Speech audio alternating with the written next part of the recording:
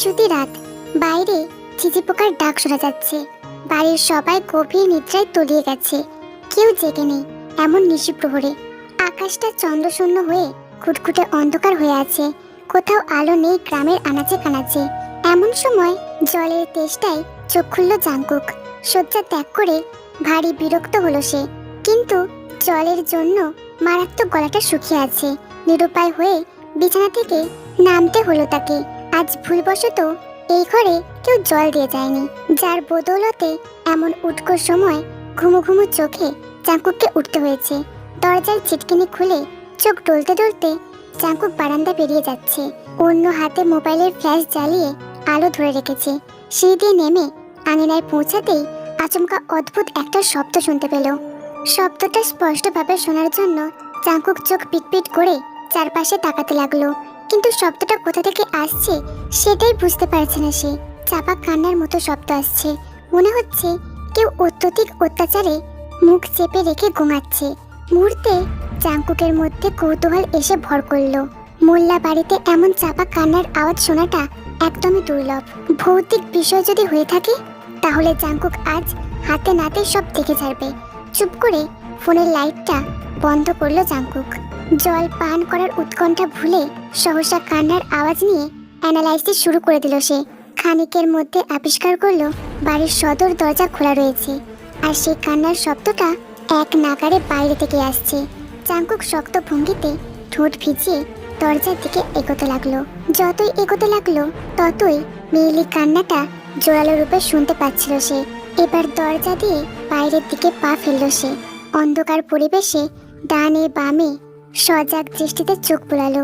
চোখের দৃষ্টি যখন অন্ধকারের মধ্যে কিছুটা সয়ে গেল, তখন দূরের সেই পুকুর পাড়ের দিকে দৃষ্টি যেতেই পা থমকে গেল ওর। সুপারি গাছের সাথে হেলান দিয়ে কে যেন দাঁড়িয়ে আছে। ওইটুকু আবছা অন্ধকারের দৃশ্য দেখে জাঙ্কুক আবারও চটপট ভঙ্গিতে ডানে বামে চোখ বুলিয়ে পেটানোর জন্য কাঙ্ক্ষিত একটা জিনিস খুঁজলো। ঠিক ওই সময় দরজার কাছে 4 ফুটের একটা বাঁশ পেল। সেটা হাতে আঁকড়ে ধরলো জাঙ্কুক। চোখ তুলে সেই দিকে তাকাতেই অবাক হয়ে গেল সে। একটু আগে ওইখানে কাউকে দেখেছিল, অথচ এখন সেখানে কেউ নেই। এটা কি করে সম্ভব? জাঙ্কুক অবাক হয়ে চারিদিকে খুঁজতে লাগলো, কিন্তু ব্যর্থ হয়ে শেষমেশ বাঁশটা ফেলে বাড়িতে ঢুকতেই আর এক দফা আশ্চর্য হয়ে গেল। সুগা কেমন চোরের মতো উত্তর দিকে সিঁড়ি পেয়ে নিজের রুমের দিকে যাচ্ছে। অন্যদিকে রোজ দক্ষিণ দিকে সিঁড়ি পেয়ে কান্না সুরে দ্রুত গতিতে উপরে উঠছে। সুগাকে ডাকতে গিয়েও ডাকলো না জাঙ্কুক। রান্নাঘরের দিকে নজর যেতেই সেখানে তেকে দেখতে পেল সে। তে এক হাতে হারিকেন ধরে অন্য হাতে চায়ের জন্য পাতিলায় জল চড়াচ্ছে। জগতের সবকিছুই যেন অন্ধকার, খুটখুটে অন্ধকার। শুধু হারিকেনের আলোয় ওই উজ্জ্বল বর্ণের চেহারাটা খুব আকর্ষণ করছে। চুম্বকের মতো কঠিনভাবে সেদিকেই যেন টানছে। জাঙ্কুক তার দিন দুনিয়া সব ভুলে সেদিকেই ধীর পায়ে এগিয়ে যাচ্ছে। যখন রান্নাঘরের নিকটে এসে সে থামলো, তখনই তের মায়াপূর্ণ বড় বড় চোখের দৃষ্টি দুটো জাঙ্কুকের দিকে পড়ল। বুকটা ছ্যাদ করে উঠল জাঙ্কুকের। ওই শান্ত দৃষ্টির কেশবহুল বালিকা পূর্ণ দৃষ্টিতে হকচকিয়ে ওর দিকেই তাকিয়ে আছে। চুলগুলো খোলাতে, সেগুলো হাঁটুর কাছে এসে জমেছে।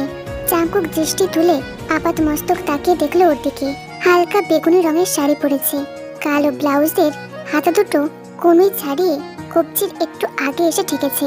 জাঙ্কুক মাথা থেকে পা অব্দি নির্বিকারে চোখ বোলালো, এরপর বাঁকা হেসে রান্নাঘরের দিকে পা বাড়ালো। রান্নাঘরে ঢুকে দেখলো তের অবস্থা তখনও পুরোই কাহিল। দিন শেষে আবারও অপ্রত্যাশিতভাবে এই লোকটার সাথে দেখা হয়ে গেল তার। রাতে উপন্যাসের বই পড়ার সময় চা খাওয়ার অভ্যাস আছে তের, তাই নিয়ম মোতাবেক আজও এসেছে চা বানাতে। কিন্তু জাঙ্কুকের এমন আগমন দেখে ভয় পালাতে ইচ্ছে করেছে তার। জাঙ্কুক চুলার কাছে এসে দেখলো ছোট পাতিলে চা বানানো হচ্ছে। চায়ের দিকে দৃষ্টি রেখে শান্ত সুরে বলে উঠলো, 1 কাপ চা দেওয়া যাবে? টেস্ট করতাম আর কি। শীতের পরশ পাওয়ার মতো শিউরে উঠল তে। সদ্ভিদ ফিরে পেতেই আমতা আমতা করে বলল, চা চা সত্যি চা খাবেন? জাঙ্কুক সরল গলায় বলল, হ্যাঁ, খেতেই তো চাইছি। তে যে ভয়ে রীতিমতো কাঁপছে সেটা ওর হাত দেখে বুঝতে পারছে জাঙ্কুক। হাতের প্রতিটা আঙুলে ভয়ঙ্কর ভাবে কাঁপছে ওর। জাঙ্কুক একবার ওর মুখের দিকে তাকাচ্ছে আর একবার ওর হাতের দিকে তাকাচ্ছে। তে কম্পমান হাতে চাঙ্কুকের দিকে এক কাপ চা এগিয়ে দিল। চাঙ্কুক চায়ের কাপে চামচ নেড়ে চামচটা তুলে পাশে রেখে দিল। এরপর কাপের হ্যান্ডেলে তর্জনী পেঁচিয়ে ছোট্ট একটা ফু দিয়ে এক চুমুক খেলো। খেতেই মুখের অবস্থা বিভৎসভাবে কুঁচকে সাথে সাথেই তের হাতে ধরিয়ে দিল। বিরক্তির সাথে বলে উঠল, কি চা বানিয়েছো এটা? সামান্য চাটাও বানাতে পারো না? ছি, খেয়ে দেখো কেমন ফালতু চা বানিয়েছো। তে এই প্রথম এমন খারাপ মন্তব্য পেল চায়ের জন্য। চায়ের মধ্যে কি গলদ করেছে সেটা তাড়াতাড়ি বোঝার জন্য এক চুমুক দিয়ে খেয়ে দেখলো তে, কিন্তু গলদের কিছুই নেই সেখানে। তখন চাঙ্কুকের দিকে উজবুক দৃষ্টিতে তাকালো সে। কিছু বলার জন্য ঠোঁট খুলবে তার আগে চাঙ্কুক ওর হাত থেকে চায়ের কাপটা ছিনিয়ে নিল। তে চাঙ্কুকের এমন উৎকট কারবার দেখে কপাল কুঁচকে তাকালো। চাঙ্কুক বাম পকেটে হাত ঢুকিয়ে চায়ের কাপে ফু দিল। চোখ বন্ধ করে চায়ের কাপে শান্ত ভঙ্গিতে চুমুক দিল। এদিকে তেজে ওর দিকে বোকা বোকা দৃষ্টিতে তাকিয়ে আছে, সেই দিকে বিন্দু মাত্র নজর দিল না। চুমুক শেষে চাঙ্কুক চলে যাওয়ার জন্য পা বাড়ালো। হঠাৎ পা থামিয়ে তের দিকে ঘুরে দাঁড়ালো। বাম পকেট থেকে হাত বের করে কাপের যে দিকটায় চুমুক দিয়েছিল সেই দিকটায় 2 আঙুল টোকা মেরে পাকা হেসে কি যেন একটা ইশারা করলো। চাঙ্কুকের যাওয়ার দিকে তাকিয়ে থাকতে থাকতেই চিন্তা করতে লাগলো তে, আচ্ছা লোকটাকে চায়ের কাপে টোকা মেরে কিছু ইশারা করলো, তাও আবার চুমুকের জায়গাটায় ইশারা করে কি বোঝাতে চাইলো? রাতে সেই চুমুক ঘটিত ঘটনার পর আর কোনো ঝামেলাই হয়নি। চাঙ্কুকের কাছ থেকে সেই অনাকাঙ্ক্ষিত ইশারা পেয়ে বুদ্ধির দরজা তখনও খোলেনি তার। কেন চাঙ্কুক চায়ের কাপের সেই চুমুকের স্থানে আঙুলের টোকা মারলো সেটা নিয়ে পুরো রাত ভেবে যেতে, কিন্তু আফসোস কিছুই ধরতে পারেনি। সকালটাও নির্লিপ্তভাবে কেটে গেল। মহিলারা দুপুরে রান্নার মনোযোগ দিতে রান্নাঘরের দিকে চলে গেল। এদিকে সুকারা আঙিনায় বসে আড্ডার মসজিদ বসায়। 2 দল বিভক্ত হয়ে মোবাইলে লুডো খেলার ভান করে গোপনে আলাপ শুরু করে। গোল করে পুরো 8 মাথা একসাথে লাগিয়ে মোবাইলের স্ক্রিনের দিকে দৃষ্টি রাখে। সবাই এমন একটা ভঙ্গি ধরল যেন লুডো খেলার জন্যই সবাই একত্রিত হয়েছে সেখানে। আইরিন ফিসফিস করে সবার উদ্দেশ্যে মাথা নিচু করে বলল, আজকের প্ল্যানটা বলো জলদি। আর বিগ প্রোর জন্য তেই কি ফাইনাল? ওইটাই কি ফিক্সড? আইরিনের কথা শুনে সুবিন লুডোর লাল খুঁটিতে ক্লিক মেরে চাল দিয়ে বলল, হ্যাঁ ওই মেয়ে ফাইনাল, ওইটাই ডান। আয়ু উদ্বিগ্ন সুরে বলল, মেয়েটা কি বয়সে বেশি ছোট হয়ে যাচ্ছে না? জিমিন মেবি পারফেক্ট হতো, কি বলো সবাই? আয়ুর বেকুব মার্কা কথায় চটে গেল সুবিন। ভুরুকুচকে রাগী দৃষ্টিতে ওর দিকে তাকালো। কণ্ঠ নিচু করে ক্ষুব্ধভাবে বলে উঠল, তোর নাম আয়ু না দিয়ে দীর্ঘায়ু দেওয়া উচিত ছিল। আর একবার যদি এমন কথা বলেছিস থাপড়াইয়া একেবারে কানের চামড়া লাল বানাই দিমু। সুবিনের উগ্র কথায় বিরক্ত হলো আয়ু।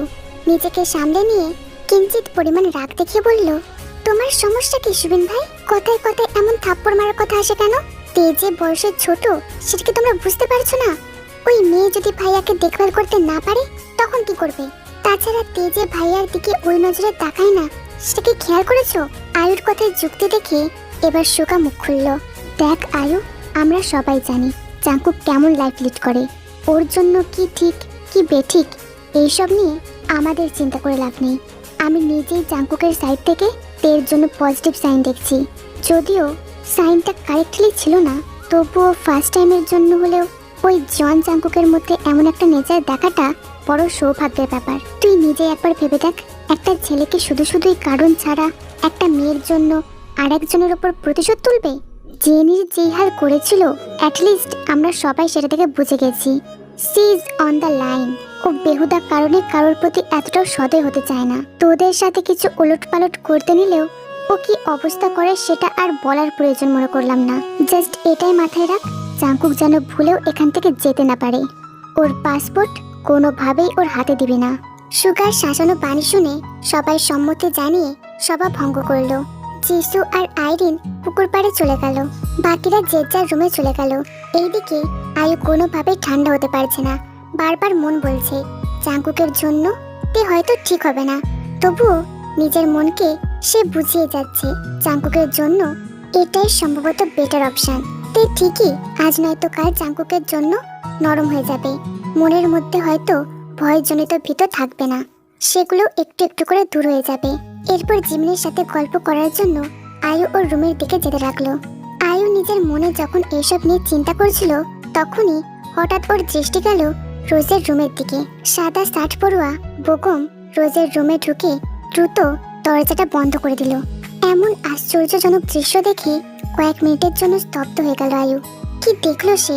রোজের রুমে বেগম ঢুকে দরজা আটকে দিল কেন?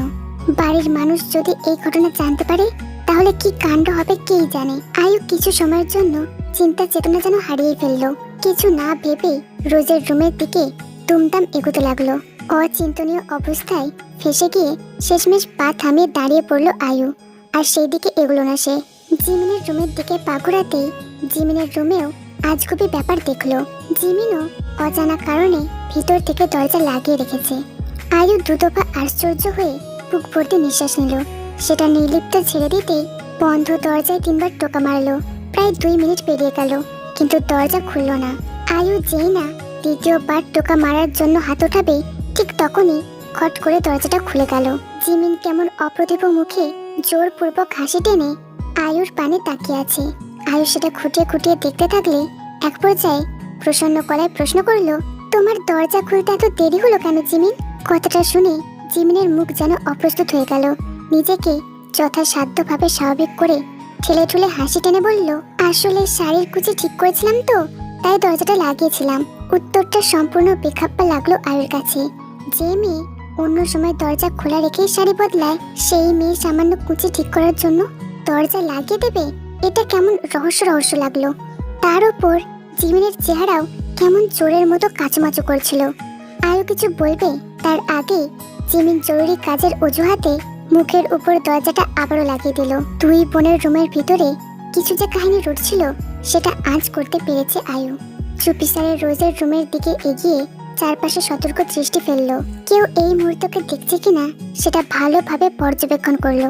ডানে বামে কাউকে দেখতে না পেয়ে বন্ধ দরজায় কান রাখলো আয়ু। ডান কানের কর্ণকুহারে এমন একটা শব্দ এলো, তৎক্ষণাৎ চমকে উঠে কয়েক পা পিছিয়ে গেল সে। বুকের উপর হাত রেখে জোরে জোরে নিঃশ্বাস নিতেই তাড়াতাড়ি দৌড় লাগিয়ে চাংকুকের রুমে এসে পৌঁছালো। চাংকুক তখন খাটের উপর 2 হাত এবং ফ্লোরের সাথে পা ঠেকিয়ে ননস্টপ ভঙ্গিতে পুশ আপ করছিল। রুমের ভিতরে হুড়মুড় করে আয়ুকে ঢুকতে দেখে চকিত ভঙ্গিতে কপাল কুঁচকে আয়ুর মুখের দিকে তাকালো চাংকুক। সাথে সাথেই চাংকুক পুশ আপ থামিয়ে সোজা হয়ে দাঁড়িয়ে পড়ল। উন্মুক্ত গায়ে দ্রুত টি শার্ট চড়ানোর জন্য খাটের উপর থেকে খুলে রাখা টি শার্টটা নিল। আয়ুর হাঁপানো অবস্থা দেখে কপালে ভাঁজ ফেলে প্রশ্ন ছুড়ে বলল, কি হয়েছে? এভাবে হাঁপাচ্ছিস কেন? জল খাবি? আয়ু ওই অবস্থায় হাঁটুতে 2 হাত রেখে মেঝের দিকে তাকিয়ে না বোধক ইশারা করলো। চাংকুক টি শার্টটা গায়ে জড়িয়ে চুলগুলো ব্যাক ব্রাশ করা অবস্থায় আয়ুর দিকে এগিয়ে গেল। আয়ু তখন হাঁপানি শেষ করে একটু ধাতস্থ হয়ে সোজা হয়ে দাঁড়ালো।